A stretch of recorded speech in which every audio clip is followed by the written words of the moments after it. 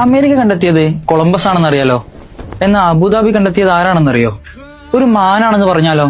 അതെ, 1761 പഴയ UAE ഒത്ത നൊടുക്ക് ലിവ എന്ന മരുപ്പച്ചിയിൽ ജീവിച്ചിരുന്ന ഗോത്രത്തലവൻ റിയാബ് ബിൻ ഈസ അൽ നഹിയാൻ. ഒരു ദിവസം റിയാബ് ബിൻ ഈസയും സംഘവും അവരുടെ സ്ഥിരം നായാട്ടിനിറങ്ങിയതായിരുന്നു. പിടിതരാത്ത ഒരു മാൻപേട അവരെ മരുഭൂമിയിലൂടെ അറ്റമില്ലാതെ ഓടിച്ചു. അവസാനം അവർ ചെന്നെത്തിയത് കടലിനോട് ചേർന്നൊരു മനോഹരമായ മരുപ്പച്ചയിൽ. വൈകാതെ ആ മരുപ്പച്ചയ്ക്ക് അവരൊരു പേര് നൽകി, Abu ലബി, the father of Ghazal.